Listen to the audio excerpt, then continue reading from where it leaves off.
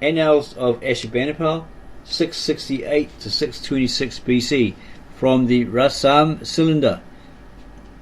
And he states, I am Ashurbanipal, the offspring of Ashur and Beltis, the great crown prince of the harem, whom Ashur and Sin, lord of the moon's disk, named for kinship in the distant past, and whom they formed in his mother's womb for lordship over Syria, and whom Shamash, Raman, and Ishtar, in accordance with their unchanging decisions, have commanded to exercise sovereignty. Esarhaddon, king of Assyria, the father who begat me.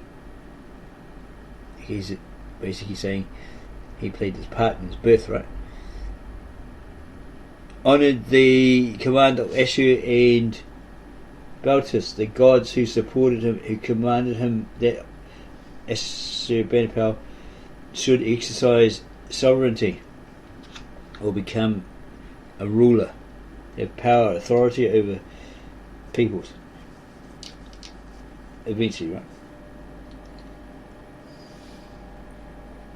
In the months of Iyar, the month of Iyar, Lord of mankind, on the 12th day, an auspicious day, at the feast of Gula, in order to carry out the exalted command which Ashur, Beltis, Sin, Shamash, Raman, Bel, Nabu, Ishtar of Nineveh, queen of Kidmuri, Ishtar of Abela, Ninib, Nergal, and Nusku had issued. He, for example, is Haddon, is probably his father, has assembled the people of Syria, yes, his father, settled the people of Assyria, both great and small, from the upper sea even to the lower sea, in order to confirm Ashurbanipal in his position as crown prince and in the exercise of the sovereignty of Assyria later on. He made them swear allegiance by the gods and made the league firm. Ashurbanipal entered with joy and rejoicing into the harem, the artistic place, the headquarters of royalty, wherein Sennacherib, his grandfather, had exercised authority as crown prince and as king, wherein Esarhaddon, his father, was born and grew up, and exercised lordship over and gathered together kinsmen and relatives. And Ashurbanipal therein acquired the wisdom of Nabu, learned all the knowledge of writing of all the scribes, as many as there were, and learned how to shoot with the bow, to ride on horses and in chariots, and to hold the reins. By the command of the great gods whose name he called upon, whose glory he proclaimed, and who commanded that he should exercise sovereignty, and entrusted to him the restoration of these shrines, while in his stead they met his enemies and overthrew his adversaries. He was like a warlike man, the favourite of Ashur and Ishtar, the gods, the male and the female god, a man of royal descent. So he was a crown prince, right? He was born of royalty. From the time that Ashur, Sin, Shamash, Raman, Bel, Nabu, Ishtar of Nineveh, queen of Kidmuri, he names all these gods, established him upon the throne of his father, Ashurbanipal. Raman had let loose his showers, and Ea had opened up his springs. These are these other, because it's a pantheon of gods, alright? The grain had grown to a height of 5 yards. The ears had been 5 to 6 of a yard long. The produce of the land, the increase of Nisaba, has been abundant. The land has constantly yielded heavily. The fruit trees have borne fruit richly, and the cattle have done well in bearing. So it was the era of plenty, right? Abundance. During his reign, plenty abounded. During his years, abundance prevailed. In his first campaign, and it has a footnote indicator here. Just going to have a look at that. For the date of the Egyptian campaigns, compare the following letter: to the king of the countries, my lord, from thy servant Kuduru. May Ashur, Shamash, and Marduk bless the king, my lord. After the king, my lord, went to Egypt in the month Tammuz, and an eclipse occurred. A variant gives a more detailed account of Esarhaddon's conquest of Egypt. Esarhaddon, king of Assyria, Ashurbanipal's father, had marched and entered therein. He brought about the defeat of Turhaka, king of Ethiopia, and shattered his might. He conquered Egypt and Ethiopia and carried away thence incalculable booty. That means like possessions, like gold and all that sort of stuff, not chicks with big fat bottoms, like Nicki Minaj or anyone like that. He took possessions of that land throughout the extent and added it to the territory of Assyria. He changed the former names of the cities and named them afresh. He appointed his servants therein as kings and prefects, and he established the annual tribute and taxes of his lordship upon them. So in his first campaign he marched to Meccan and Maluha, Tirhaka, king of Egypt and Ethiopia, whose defeat Esarhaddon his father had brought about, and whose land he had taken possession of. He, Tirhaka, forgot the power of Ashur, Ishtar, and the great gods, my lords, and trusted in his own forces. He marched against the kings, the prefects, whom his father had appointed in Egypt, in order to slay and plunder and to take Egypt. Against them he went in and settled in Memphis, a city which his father had conquered and added to the territory of Assyria. A swift messenger came to Nineveh and brought Ashurbanipal the tidings, the good news, or the news. His heart raged at these deeds, and his feelings were wrought up. So he's boiling, his blood was boiling, right? He lifted his hands and prayed to Ashur and Ishtar of Assyria. He mustered his splendid troops which Ashur and Ishtar had entrusted to him, and he ordered the march to Egypt and Ethiopia. In the course of his campaign, footnote indicator, a parallel passage gives the names of the 22 kings spoken of above, and here it is here. And continues on the next page. Okay. And it has into king of Nuri and all 22 kings of the seacoast. So in the course of his campaign, 22 kings from the seacoast, the islands and the inland, who were subordinate to Ashurbanipal, brought their heavy tribute into his presence and kissed his feet. Those kings, together with their troops and their ships, he put in motion by land and water along with his troops. He marched in haste to the help and support of the kings and prefects who were in Egypt and were subject to Ashurbanipal. And he arrived at Karbaneti. Tirhaka, king of Egypt and Ethiopia, heard in Memphis of the progress of his campaign and summoned his warriors to prepare battle, weapons and war in his front, under the protection of Ashur, Baal and Nabu, these gods, the great gods, my lords, who walked at my side in battle upon the wide field. I inflicted defeat upon his forces. Tirhaka heard in Memphis of the overthrow of his forces. The brilliancy of Ashur and Ishtar overwhelmed him, and he lost control of himself. The splendour of his kingship, Ashurbanipal's kingship, wherewith the gods of heaven and earth had adorned him, fell upon him, and he abandoned Memphis and fled into Thebes in order to save his life. Ashurbanipal captured that city, brought his forces into it, and settled them therein.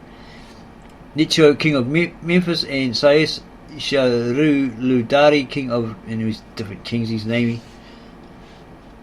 These kings, governors and prefects whom his father had appointed in Egypt and who had fled from their posts before the advance of Tirhaka and filled the open field, he led back and he restored them to their appointments in their stations.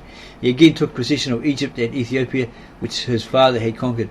He made the garrison stronger than before and made the bonds firm. He returned safely to Nineveh with much plunder and heavy spoils. Afterward, those kings, as many as he had appointed, violated their covenants with him, Ashurbanipal, disregarded the oath sworn by the great gods, forgot the favour which he had shown to them, and their hearts devised evil, and they gave vent to rebellious utterances and formed treacherous. It's not too sure if that's the actual word, that probably in the translation, right? And in the script, in the text of Ashurbanipal, his writings, right? Whatever. Plans among themselves, saying, if they drive Tirhaka out of Egypt, how then can we remain? They sent their messengers to Tirhaka, king of Ethiopia, to make a compact in a league, saying, let a league be established between us, and let us be a help to each other. If we divide the country among ourselves, then there shall not be another lord between us. They devised an evil plot against the troops of Assyria, the power of his lordship, Ashurbanipal's lordship, which he had stationed there in accordance with their league. His military governors heard of these things. They intercepted their messengers together with their dispatches and learned their rebellious deeds. And it goes on and on about that, and how he overwhelmed the king of Ethiopia, Tirhaka, and he went to his dark fate. It says here black fate, but in that sense it means dark fate. It's not being a supremacist or a racist or anything like that. You're just saying to us dark fate, right? I.e. to death.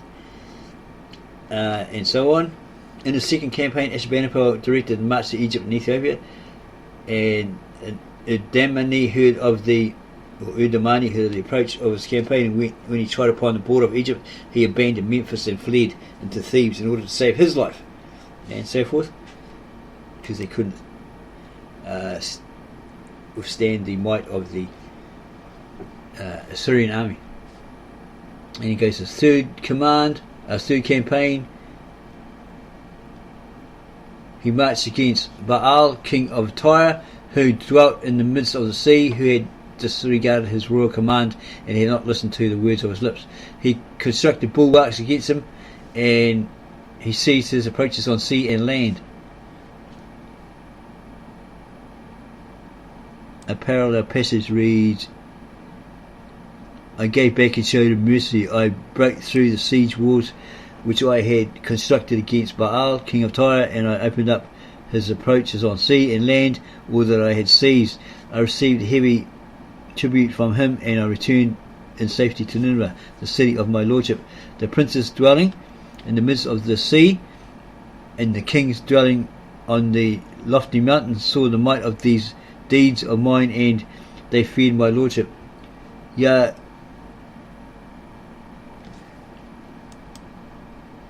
Kinlu, king of Avad, and Mukalu, king of Tabal, who had not submitted to the kings, his fathers submitted to his yoke. Yeah. So they finally submitted to him.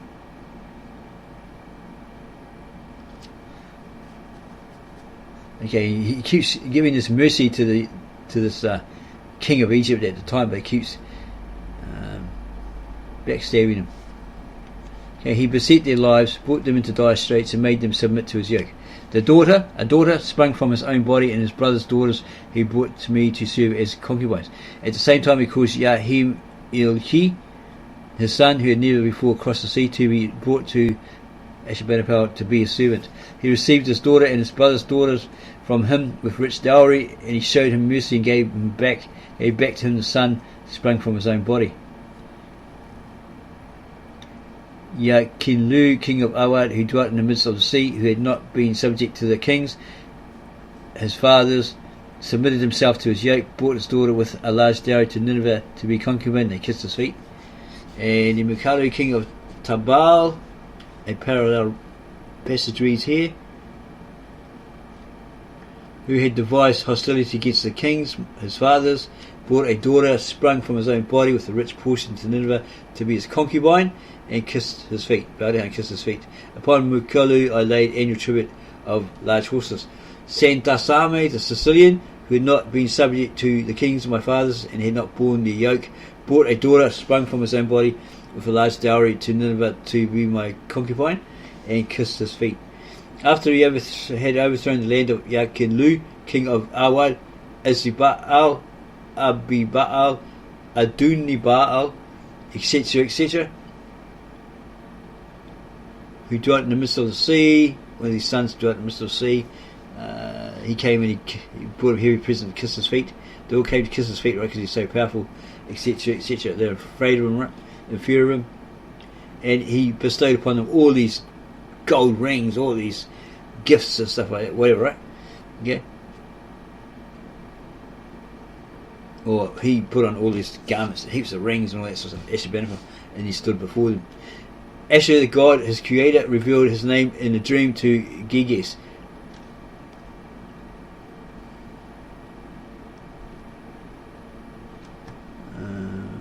King of Lydia, a region which is across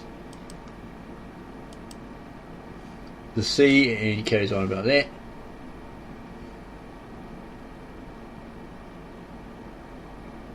And then looks like he went to sent his forces to an alliance with Semitic, king of Egypt, who had thrown off the yoke of his lordship, so he rebelled, right? So he ends up dying. and so forth. In his fourth campaign, and they all poured him gifts and stuff and kissed his feet with that sort of stuff, and it carries on in his fifth campaign.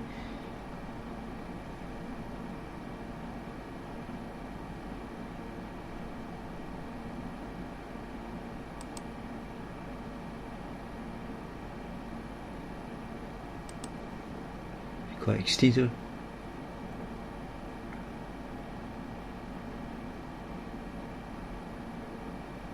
Looks like he had some sort of parley with the Akkadians, the men of Akkad.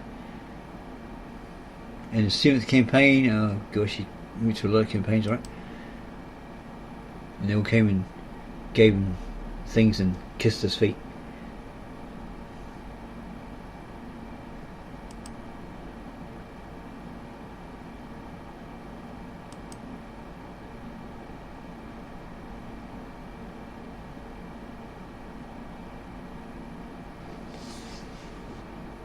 And he continued his conquest and profited from that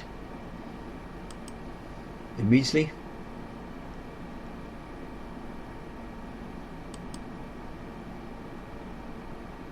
So in that day his god was Ashur, but part of a pantheon, multiple gods, right?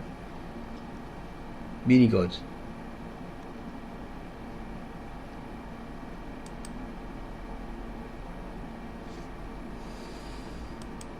And he's going deep into talking about all of them.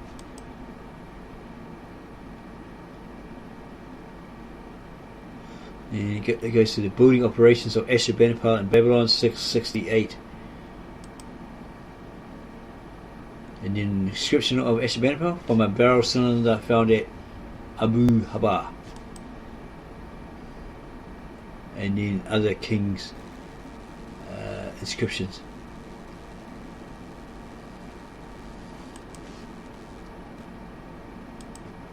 So there's quite a few of them.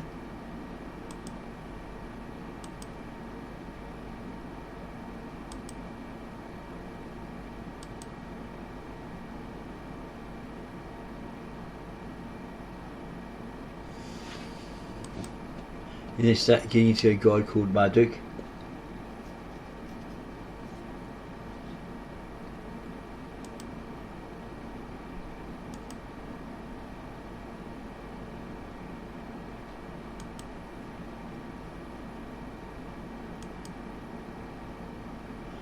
Doesn't give you a hint of where Jonah came into the picture in any of them so far. Probably before the actual downfall of Syria. Not too sure on that one.